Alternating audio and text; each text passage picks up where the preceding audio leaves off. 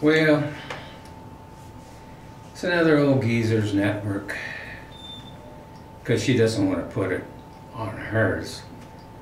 Apparently, I am not capable of understanding all the work that she has to do. Now, I don't mind not understanding that. It's just, I'm kind of a little concerned about what is the work that you have to do. And if it's not anything that is going to cause me any physical pain, I'd like to hear about it.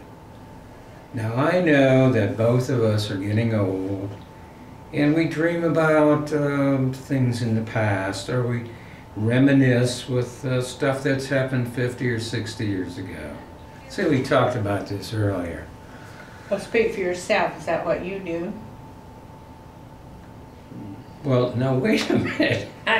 You're the one that gets these people coming. You're saying we do this. That's right. You reminisce, I reminisce. You're the one that gets these wonderful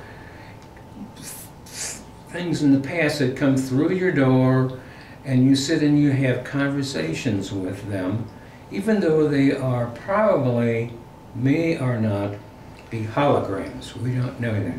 Now, the reason we're doing this is because she's had a very difficult night. And the reason that she's had a difficult night is because she knew she had to come here this morning. Am I right? No. Oh, okay. I wasn't really in. Oh. So she's still reminiscing about her Not reminiscing, I'm thinking about problems that existed in the past. I'd call that harder, more difficult than just reminiscing. Well, what's the difference? I mean, I really like to know. Urgent. It's more urgent, like well, things. Now, wait a minute. Dealt with problems that existed in the past. Why are they so more urgent than just reminiscing? They're ongoing and urgent. They're just ongoing. But that's my world. When I get on here, when it's my video, I go ahead and discuss the problem and tell you what's on my mind. Now he is not really seem to have anything on his mind that I can detect. So I don't know how he can make a video for his channel if he has nothing on his mind. That's true. I don't know how I can do it myself.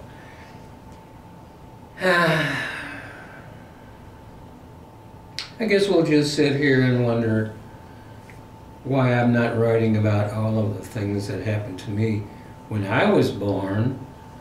And therefore, you know, like, I kind of miss that little music in the background I used to do on my videos, you know. Kind of like give you a little clue about music in the background. See, my life has been around music. Yours has been around your family. Am I right on that one? Family?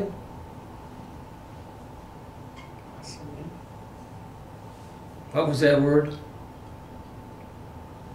Possibly?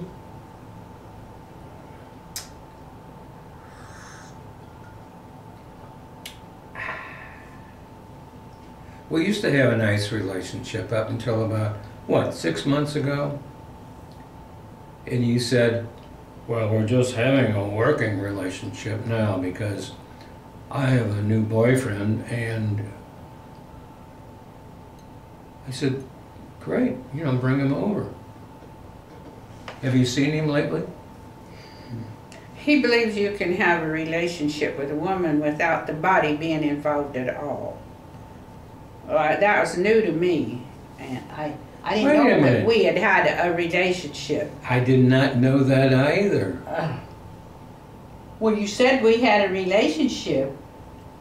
I See, didn't know. There's a problem with terms, you know, definition of terms. We have a working relationship. I like you, you don't like me. That's a good relationship.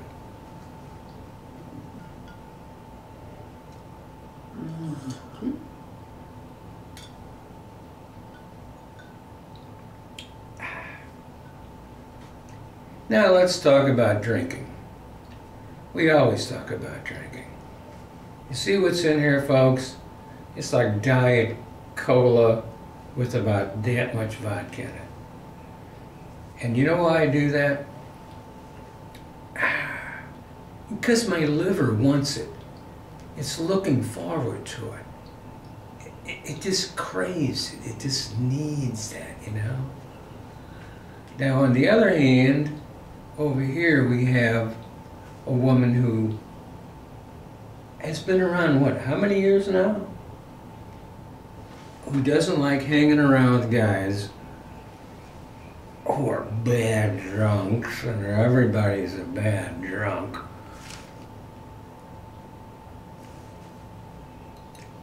So, my next question is,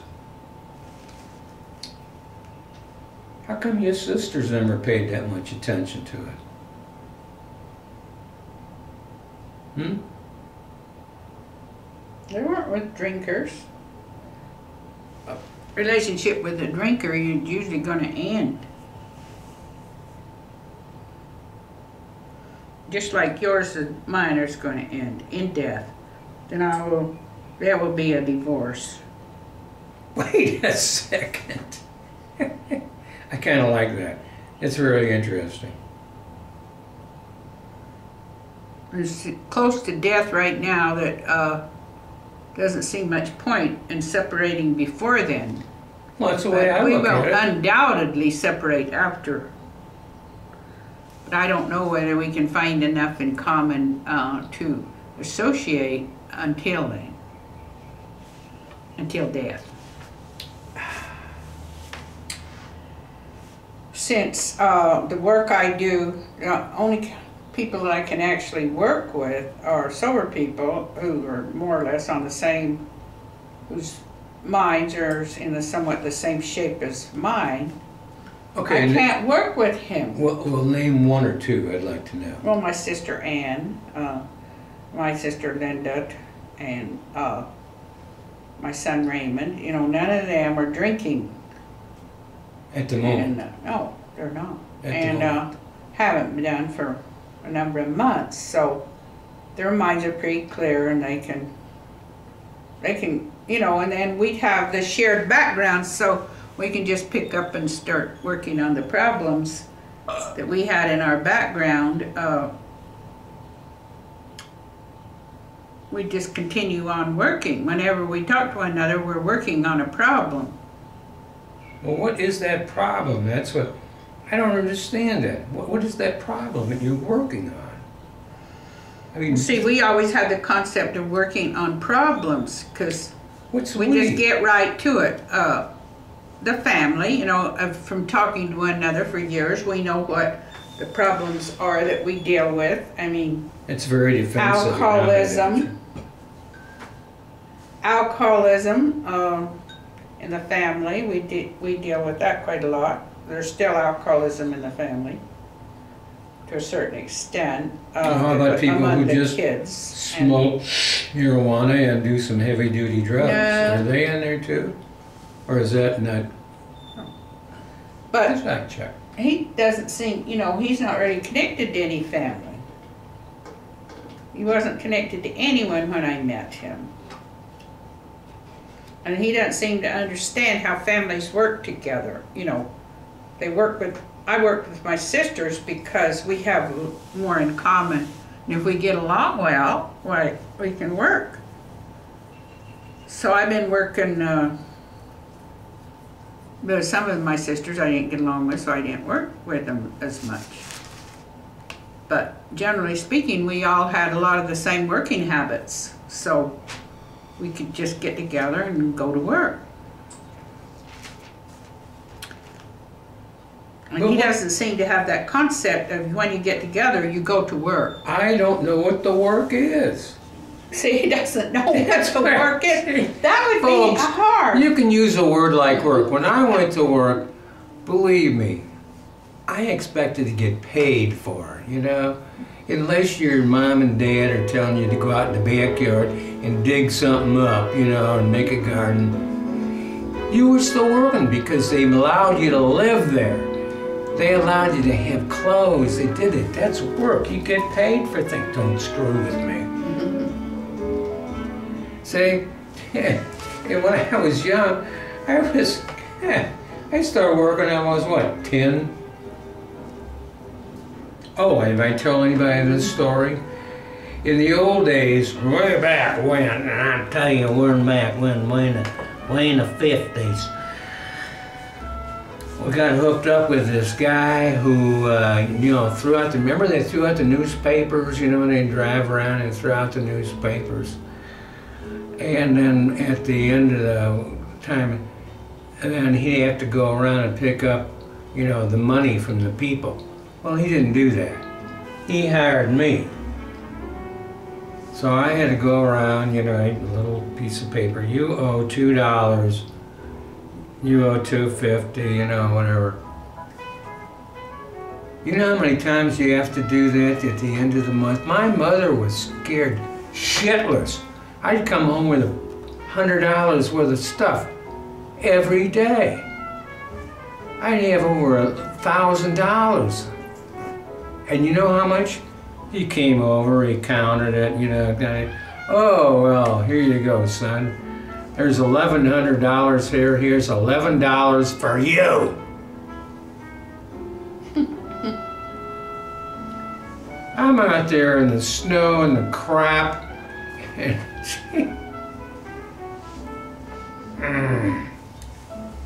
So I started working early, but you know, I thought that was really chintzy, 1% on $1. So I turned the music on because I just can't listen to this stuff. But you know, as much as I complain about her, the fact that is that I know more. I had one of these, not photographic memories, but one of these bad memories where I can pick out anything I want to. I remember when I was in a perambulator. You know what that is? Preambulator. And my dad was, you know, I'm standing in the front, he goes down over the curb and I double flip on my head. He got so much crap from that. They even took pictures. They took, my aunt was there, my sister was there, and my dad's going, oh no, I killed him. Got this big bump on my head. I never forgive my dad for that. I always said, thanks, Dad. You give me a whole new lease on life. So I remember the time when I was, you know, like, some people don't have that memory. I don't know, I do. Maybe she's got it, but I don't bring it back up very often. You know, I think it's interesting, but I don't know. When you start getting, you know, past our age, or my age anyway, you think about, you know, stuff that you did when you're young, but I just never had the inclination, if you know what that word means, to write about it. So her whole life has been around, I'll write about this, write about that, write about this. Because I never had anything to hide. And I think basically a lot of that is, you know, what's happened to me, I ain't telling you. Well, you apparently didn't deal with alcoholism in a parent. I did. I think the So, point I was trying to when make you right would, now. Hey, my with your dad would family. come home and have a couple of beers before dinner sometimes. But my dad would come home, pass out on the floor, and then the next day, the sisters would all be, you know, like it was disaster. Mother, they'd probably fight all night. Once he woke up, they would fight, and So there's big problems that the kids dealt with. And then we'd also had a lot of work to do, so we'd have great big household tasks that we didn't get paid for, but we had to do them because that's the only way we could survive without electricity. And Without but what? we Without had electricity. I always perceived. Wait a minute. Did you have kerosene lamps or what? Yeah. Did you have whale oil, Yeah, we had lamps? standard stuff that you use when you don't have electricity. Wait a minute now. But the thing of it is We had a refrigerator when I was. no, we didn't. Listen, my parents were 37 years old when they decided to have me. Now that's like your grandparents. Well, but your dad went to work every day and he didn't get drunk and miss work and pass out on the floor. And my biggest job, my dad was always in the hospital. I'm pretty sure my dad never rode a horse. He was my dad was a very good worker when he did work. He rode a Dodge and a Ford, but I didn't ride a horse. But he was a bad alcoholic. And so this was a big problem. Keeping him alive, I thought, was my biggest job. What's a good alcoholic? I haven't figured that out. A bad alcoholic is one that just about dies ever. No, I think that's a good alcoholic. If you can keep drinking, I felt that our family would be really in bad shape if he died. So his brother died when I was 12. He was found dead under suspicious circumstances. Maybe he died intentionally or not. Suspicious circumstances. But, suicide. Well, that kind of leaves a lot of open ground there, doesn't it? The thing of it is I had big problem. The big problem was keeping alive a suicidal alcoholic, and my big job was to figure out why he was that bad and why he was trying to kill himself. And there was a big problem connected to it. He was not only, he was an abnormal guy. You're kidding. Did you have an abnormal parent? Yes, I did. Well, this man worked since he got out of grade school for the same company. When I was born, he was already 25 years with the same company. Think about that. Grade school, 25 years. He shirt, tie, suit, hat. Never once rode a horse that I know of. Do you think we're compatible? Yeah, because I never heard of stories like this before. Incredible.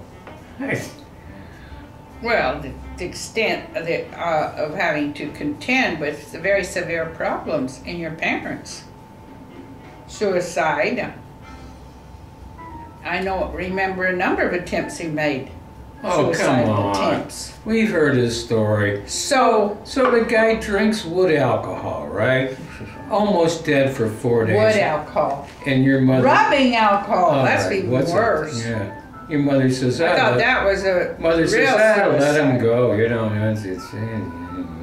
well, you've got severe, and so that the sisters were always contending with these huge, great big problems of trying to help these parents survive, and so they could supposedly take care of us. We had to take care of them. And I felt a lot of pressure. I felt a lot of pressure as a kid to take care of my parents so they didn't kill themselves. Wait a minute, what's this we stuff? But you didn't seem to feel that. Well, your parents were taking care of you, right? But what I can understand is how they produced a son who would end up his life married to, alcohol. I did not know that. Is that something? Was that on the 1070 thing? You can't. Well, yeah, that's who you're married to. The 1070. You can't marry anybody else as long as you're married to alcohol. I did not know that. There's another one in this tricked right on me like that. I did not know that. Well, I had a very tough problem to deal with in my dad's alcoholism. So when I met up with him, I thought, well, this is nothing. I'll try to deal. What do you mean this is nothing? Well, he probably doesn't seem too dysfunctional. That's not what you tell me off camera. Now I realize that he is extremely, this guy is dedicated to his alcoholism. That's right, I am. You can't dent him. You can't appeal to his conscience. You can't. I remember back nothing. remember back in the 70s when I had a life, you know, and a family, and Johnny Walker. I liked Johnny Walker, Jack Daniels, Smirnoff, you know, and oh, what's that other one? Oh, I like the Beefeaters. Now I can't afford that kind of stuff anymore. The best I can do is the cheapest out there. That's how disgusting my life has turned into. So, what I married was a real bitch, right? But the thing what he's never considered is doing without it entirely, because it's not good for his health. It's not good for his brain. It's not good for his relationships. It's true. But he's making a choice. It keeps everything else. The choice is this. All right, now I had several people, and I'm not naming any names in this place, but who would come over and drink with me. You know what that means? They would come over and drink my booze. Now, in the good old days, when you went to a bar and you bought somebody a drink, usually they would buy you one back. But when you get them over here, they just drink themselves silly until I ran out of beer. Because you were paying for it. Yeah, and then they'd fall down and want to sue me. Oh, swell. Or they would throw something and break something, and it was fun. See, this is one of the reasons I like this woman over here, because she's a cheap date. She really is. Coffee? Nah, no problem. Booze? No problem. Beer? No problem.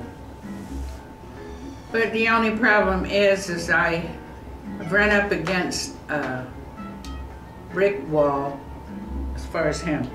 If I'm not making any progress, I'm going to lose interest. I'm not making any progress.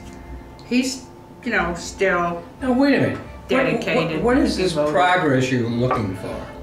I told you. Quitting drinking. We can discuss this. I tried to get my here. sons to quit drinking entirely. It didn't work, did it? Everybody, no, but I'm still working on them. And as long as they're alive, I'll be working on them. And just give it up entirely. But you have proved to be intractable. I can't do anything with him. So I know.